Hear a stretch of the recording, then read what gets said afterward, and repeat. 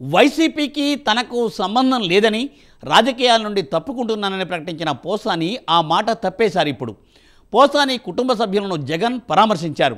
ఆయనకు బెయిల్ ఇప్పించేందుకు ఏకంగా మాజీ అదనపు అడ్వకేట్ జనరల్ పొన్నవోలు సుధాకర్ రెడ్డి బృందం రంగంలోకి దిగింది. జైలు జీవితం తర్వాత బయటకు వచ్చిన పోసాని అరెస్టు సమయంలో అండగా నిలిచారనే భావనో లేక బెయిల్ ఇప్పించినందుకు కృతజ్ఞతో తెలియలేదు, కానీ మళ్ళీ వైసీపీ ఆఫీస్ చుట్టూ తిరుగుతున్నారు. రాజకీయాలను వదిలేశానని చెప్పిన పోసాని ఆ మాటను పక్కన పెట్టేసి నేరుగా వైసీపీ కేంద్ర కార్యాలయానికి వెళ్తున్నారు. పార్టీ ఆఫీస్ ఇన్ఛార్జి లేళ్ల అప్పిరెడ్డిని కలిసిన ఆయన ఏదో చర్చిస్తూ కనిపించారు. అసలు ఇప్పుడు ఏమనుకోవాలి?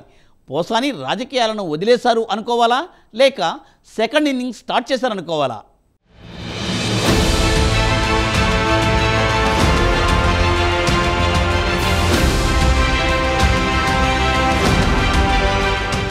సినీ నటుడు వైసీపీ నేత పోసాని కృష్ణమురళి కొద్ది నెలల క్రితం ఆంధ్రప్రదేశ్ పోలీసులు హైదరాబాద్లోని గచ్చిబౌలిలో అరెస్ట్ చేశారు.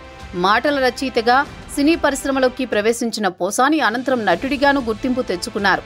రాజకీయాల్లోకి వచ్చిన తర్వాత ప్రత్యర్థులపై అభ్యంతరకరమైన భాషతో విరుచుకుపడ్డారు. వైసీపీ అధికారంలో ఉన్న సమయంలో ఆయన చంద్రబాబు, పవన్ కళ్యాణ్లపై తీవ్ర విమర్శలు చేశారు. పోసాని సినీ పరిశ్రమలో వర్గ విభేదాలు సృష్టించేలా ఉప ముఖ్యమంత్రి, జనసేన అధినేత పవన్ కళ్యాణ్పై అనుచిత వ్యాఖ్యలు చేశారని జనసేన నేత జోగినేని మణి అన్నమయ్య జిల్లా ఓబులవారిపల్లి పోలీస్ స్టేషన్లో ఫిర్యాదు చేశారు. వర్గాల మధ్య విభేదాలు రెచ్చగొట్టడం, తప్పుడు సమాచారాన్ని వ్యాప్తి చేయడం, వ్యవస్థీకృత నేరానికి పాల్పడడం వంటి అభియోగాలపై ఐపీసీ 196, 353(2), 111 రెడ్ విత్ 35 సెక్షన్ల కింద పోసానిపై కేసు నమోదు చేశారు. ఈ క్రమంలో హైదరాబాద్లోని గచ్చిబౌలిలో మై హోమ్ భుజ అపార్ట్మెంట్లోని ఆయన నివాసానికి వెళ్లిన ఓబులవారిపల్లె పోలీసులు పోసానిని అదుపులోకి తీసుకున్నారు. రాజంపేట కోర్టులో ఆయన్ని హాజరుపరచగా న్యాయమూర్తి రిమాండ్ విధించారు.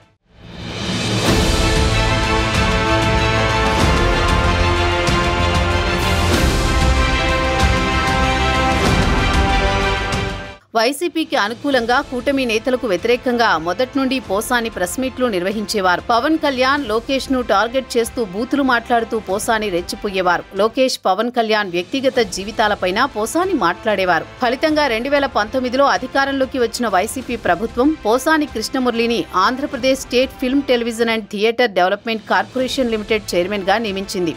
టీడీపీ అధినేత చంద్రబాబు నాయుడు, టీడీపీ జాతీయ ప్రధాన కార్యదర్శి నారా లోకేష్, జనసేన పార్టీ అధినేత పవన్ కళ్యాణ్లపై తీవ్ర అభ్యంతరకర భాషతో విరుచుకుపడిన ఫలితంగా పోసానికి పదవి ఇచ్చి ప్రోత్సహించారు.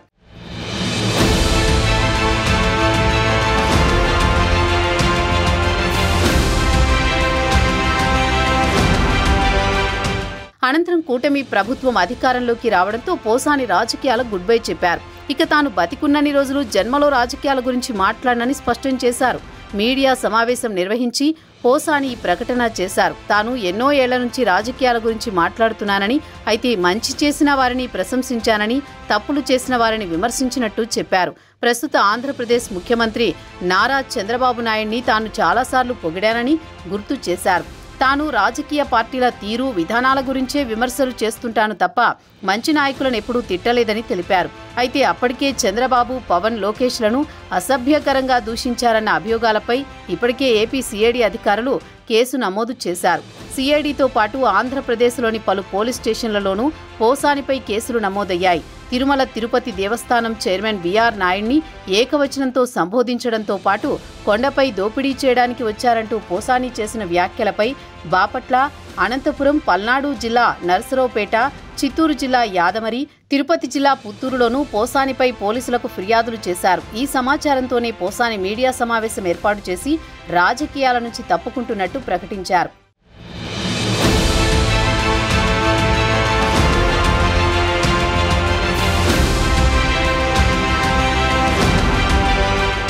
అప్పటికే పోసానిపై రాష్ట్రంలోని వివిధ ప్రాంతాల్లో కేసులు నమోదు కావడంతో హైదరాబాద్లోని ఆయన నివాసంలో పోలీసులు అరెస్ట్ చేసి ఏపీకి తరలించారు. రాష్ట్ర వ్యాప్తంగా పలు కేసులు నమోదు కావడంతో ఒకే కేసులో పోసానికి బెయిల్ మంజూరైతే మరో కేసులో ఆయన అరెస్ట్ అవ్వడం జరిగింది. పోసాని వారం రోజుల పాటు కస్టడీకి ఇవ్వాలని కోరుతూ పల్నాడు జిల్లా నరసరావుపేట పోలీసులు స్థానిక మొదటి అదనపు జూనియర్ సివిల్ జడ్జి కోర్టులో పిటిషన్ దాఖలు చేశారు.